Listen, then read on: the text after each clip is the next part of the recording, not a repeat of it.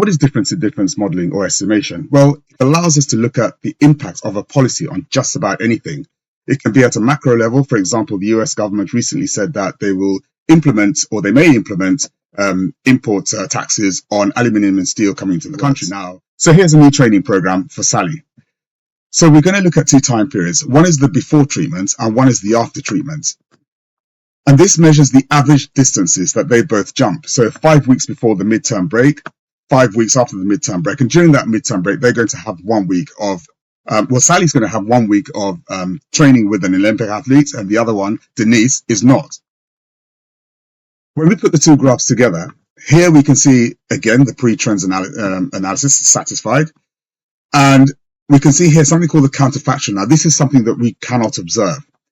This is Sally's improvement in her jumps. That's the extra 2 meters here. And that's the 2 meters extra. This is now the effect of the training program that Sally has enjoyed during the half. What does matter, however, is this post policy, this 10.18. And this says that London city price level increased due to the policy. So this is the causal effect of that policy. So prices rose by 10.18 on average, more than they would have done without the policy. So what I'm going to do is actually just compare these growth rates to what actually happened in the real world. So this is our pretend world. This is where we're going back as Swift we were in 2010.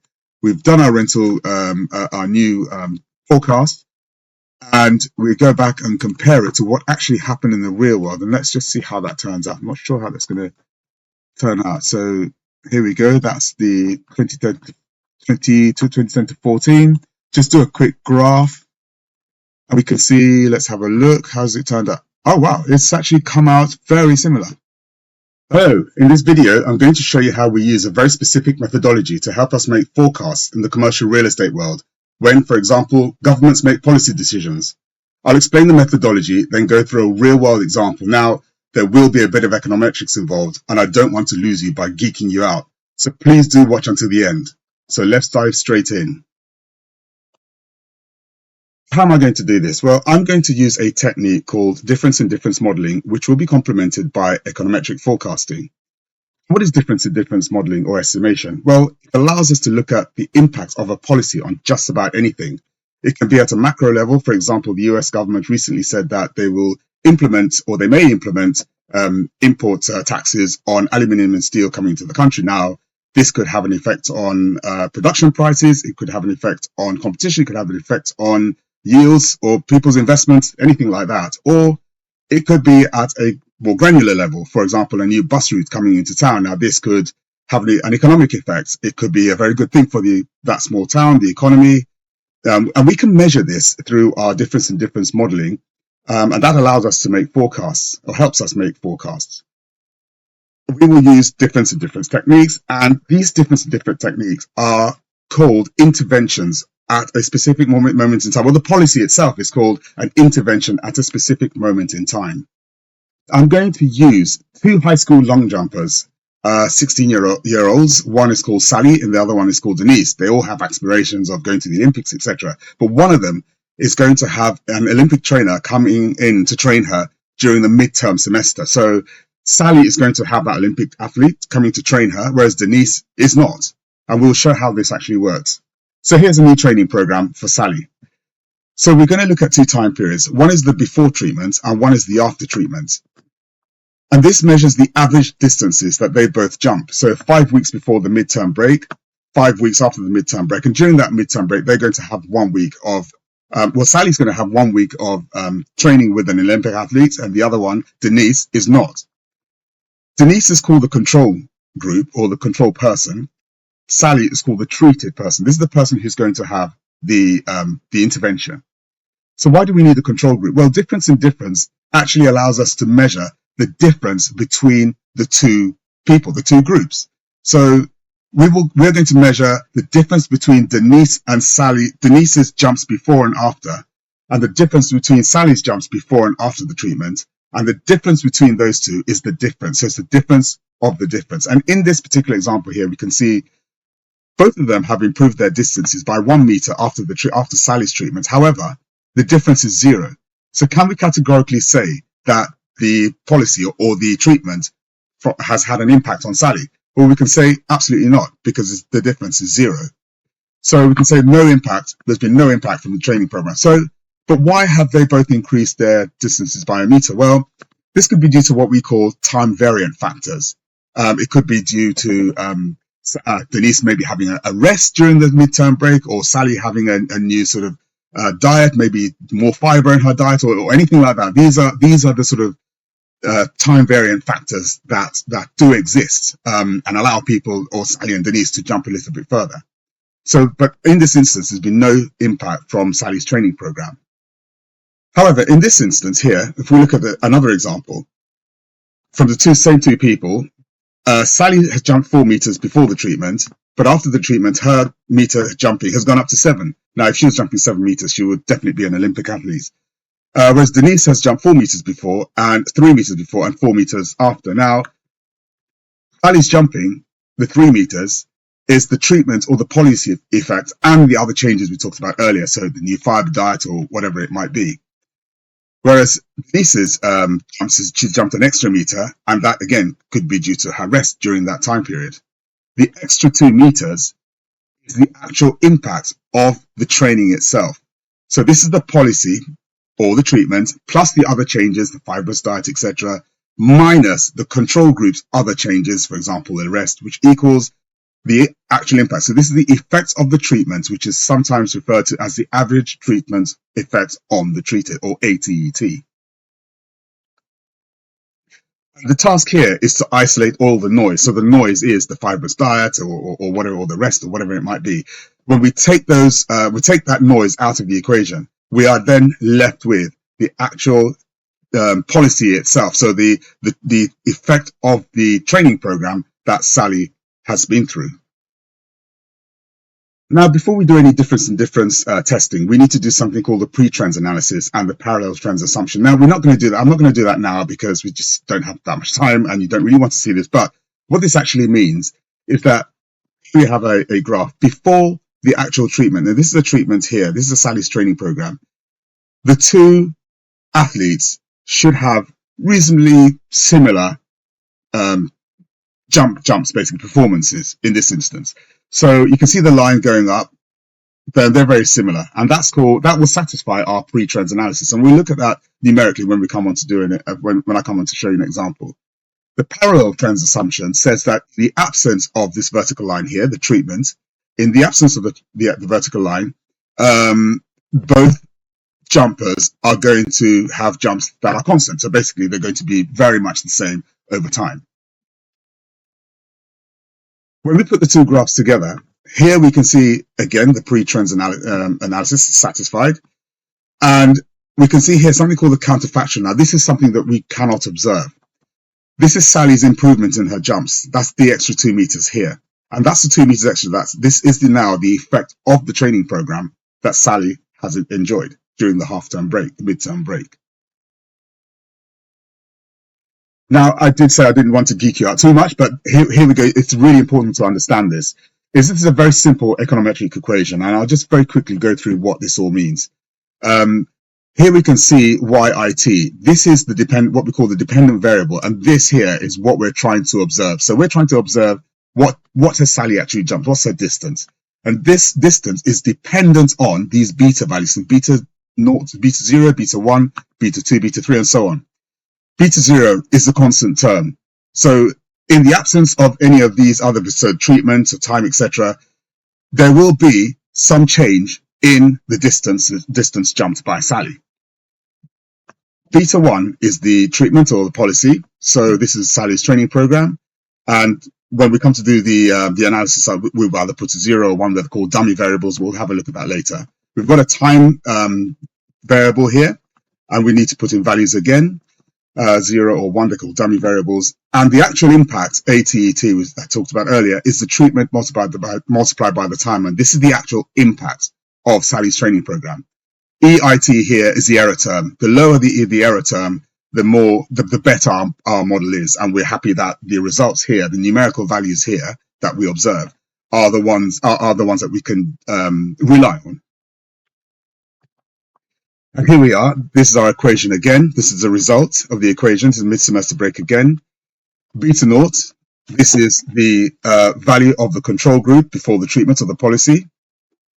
beta 0 plus beta 1. This is the value of the treatment group before the policy is implemented, or the training program. Beta 0 and beta 2 is the value of the control group after the treatment. And all of these together is what we are trying to find out here. So the summation of all is what we're trying to find out. And beta 0, beta 1, beta 2 is the counterfactual. And here the difference is the 2 meters we saw earlier is the impact of that particular training program. Here we come to the exciting bit. This is our real world example. And I'm going to use an example from 2010. And if you cast your mind back to the recession of 2008, the financial crisis, the UK government said that they were going to have a suspension of business rates. This is what we call the commercial property tax, where proprietors of office spaces, retail, hospitality, industrial warehouses didn't have to pay this tax. And the aim of this was to reduce the financial pressure on everyone. It was a pretty miserable time, and we had recession after recession, and it was quite miserable. So I'm going to use the City of London prime office rental prices to be able to illustrate this properly. So here we are with our real world example. So I'm going to take the City of London and Zurich rent prices between 2001 and 2016. I'm going to take Zurich as the control group because not only is it the city I was born in, but it also is a really good city to satisfy our pre-trends analysis. And I'll just show you here why. So I'm just going to plot a very quick graph. Here we are. This doesn't really show you much. You'll notice that Zurich is denoted in Swiss francs, whereas London is denoted in sterling. Now, there's a slight disparity between the two because the numbers are slightly bigger in Zurich than in London. So what I'm going to do is I'm just going to normalize the Zurich series. And to be able to do this, I'll just divide the Zurich series by 10. It's not going to make any difference to the growth rates. It's still exactly the same. So just so it looks something like London. Now, here we are. That's much better. So if we see here now, we can see the pre-trends analysis, very similar, leading up to the implementation of the policy in 2010. I think it's probably just better also to put in a policy line. So just going to do that very quickly. Let's just add a policy line here. We'll call it policy.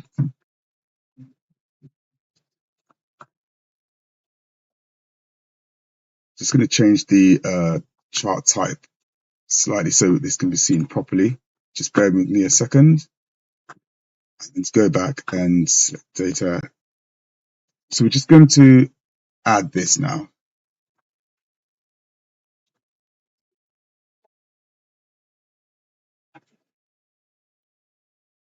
Okay, so this is a policy line. It should show. Here we are. That's very good. Okay, so this is our policy line here. So this is when the implementation of the policy, so the business rates suspension. And we can see thereafter, London has a slight uptick. And we'll measure this properly, and Zurich is the converse. In order to measure this properly, we're going to go into a system called Status, an econometric software package I've been using for absolute years. And we're going to just check to see what it does. So here we are. What we're going to do is take the data from Status. I've got it here. So we've got the year.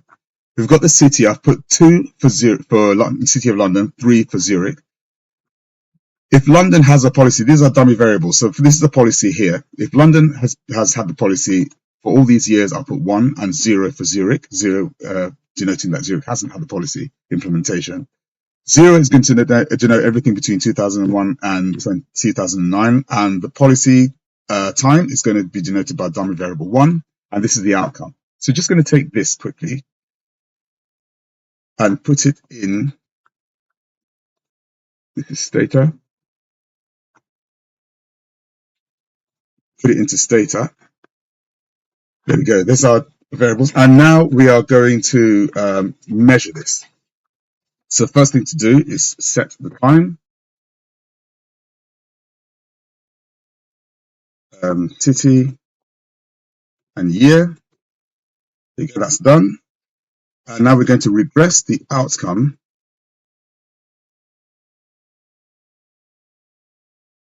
against the policy post outcome. Here we go. And this is our results. Now, what does this mean? So we look at the top here. We've got probability here 0. So it basically tells us it's a good fit. 0.00, it says 0%. Anything less than 5%, so 0.05, is statistically what we call statistically significant, and we can use this as a reliable source of information. If we look at what we call here the p-values here, just showing the p-values, this is it shows exactly the same thing, but here's where it's more interesting. Here's are the coefficients. And here, what we have here is the policy here. So this basically minus 33.1. It says that London was 33.61 units lower than Zurich before the policy. Minus 1.07 states that the post-policy Zurich prices decreased slightly, but we can see here that the p-value here is above 5%, so it's 0.70%. So it's not really that reliable. We're not really that interested in this bit of information here, so it doesn't really matter too much. What does matter, however, is this post-policy, this 10.18, and this says that London city price level increased due to the policy. So this is the causal effect of that policy. So prices rose by 10.18 on average more than they would have done without the policy. And this is the difference in difference, the difference between the control group and the difference between, and that of City of London, the treated group, the one that had the policy implemented. So I'm now going to complement our difference in difference analysis with econometric forecasting. And what I'm trying to do here is to forecast the office rents from 2010 onwards. So we've just had, I'm going to pretend that we are now back in 2010. So we don't have any data. We don't know what the forecast is for prime office rents for the City of London between 2010 and 2014. We're going to forecast that. So we're going to pretend that we have to go back and get the data from 2010 to be able to do that. And here we go. So let me just go in very quickly and grab the data. Here we go. We want all data sources, and we need to go. So we're in 2010. Pretend we're in 2010, and we'll go to March, April. I think that's good. Yeah. Okay. So eventually, when it comes up, so what we have here. So we have our data providers. So we have all this data here, and GDP data, office-based employment data, retail spending data, that type of thing. So what we actually get from them is a forecast going from we've got historic going from start to 2009 is our historic, and the forecasts are from 2010 to 24. So they provide us forecasts. So we are able to use this forecast to ascertain what we don't know, which in our example is of our office rents. So let's just go quickly and grab this data here. This is the office-based employment, work-based employment. Put that there. And we need also, let's go to GDP, real GDP. Good. We're looking for the City of London, 2001. So just grab that as well, 2014. And put that in here.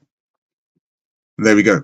Okay, here we have it. And I'm not going to import this into a system called eViews. Now, I use Stata and eViews. I use two different things purely because I do them. I'm more comfortable using one for particular. So difference to difference testing, I use Stata, and forecasting, I generally use eViews. I'm going to put this in here. Oops. Oop, there we go. Let's just do this properly. Here we go. Right. Okay. I'm not going to put this into eViews. So if we take the data, and this is our eViews package here. So we're just going to create a brand new work file. 2001, the data goes from to 2014. Copy that in, hit next, next again. This is our data. And now we can do a model. We can actually run a model, sorry. Okay, so we're interested in finding the change in the log of office rent. Basically, the log values statisticians use to help simplify complex relationships, make it easier to analyze economic trends, etc. And this is dependent on the constant term and dependent on the log of office rent previous year, also dependent on the change in the log of office employment and change in the log of GDP. And this gives us our model. So we're happy with it. So I'm going to take this now and copy it, put it somewhere next to here. Just put it here somewhere. Okay. So I hope you can all see this. Right. So what I'm going to do now is put in this model. So each one of these coefficients corresponds to a value that we're trying to help us ascertain our office rent. So we have our output here. I'm just going to put this model into Excel and just show you quickly how I do this. So I'm just going to probably keep quiet whilst I do this because it's very difficult to put this in whilst talking at the same time. Log of itself plus, so these are just the coefficients I'm putting in, and multiply by these corresponding values. Multiply by log of itself. I don't usually talk while I'm doing this, but in this instance, I guess I have to. Multiply by, so that's the coefficient for office employment, multiplied by the log of office employment that same year divided by previous year, plus the GDP variable multiplied by the log of GDP 2010 divided by 2009. And that is our new growth rate. So our new rental price, I should say. And so here we have it. I'm going to just copy that across 2010 to 2014, and also going to copy the growth rates across. So we can see that rental growth prices from 2009 to 2010 after the policy has increased 23.1%. It's quite a jump, actually. So what I'm going to do is actually just compare these growth rates to what actually happened in the real world. So this is our pretend world. This is where we're going back as we were in 2010. We've done our rental, our new forecast, and we go back and compare it to what actually happened in the real world. And let's just see how that turns out. I'm not sure how that's going to turn out. So here we go. That's the 2010 to 14. Just do a quick graph. And we can see, let's have a look. How's it turned out? Oh, wow. It's actually come out very similar. That didn't really expect that. Well, that's actually, that's our new forecast. So that was 23. Yeah. So that's come out quite nicely. So, well, there we have it. This is our difference in difference testing with complemented by econometric forecasting. We can see our pretend world has come out quite nicely in line with the real world. So there you have it. Well, I hope you found that useful. That is just a quick demonstration of how we use a specific technique to help us forecast the impact of geopolitical, socioeconomic shifts. Now, we're rebuilding our platform, and you can join it for free or on a subscription. It's literally the price of a gym membership. We don't believe in charging exorbitant prices. So if you found it useful, I've left the link in the description below. It's just an expression of interest form. So put in your name, email address, and I'll keep you informed about the platform and further details. And all this is in partnership with our brilliant partner, Statista. So see you again soon. Bye-bye.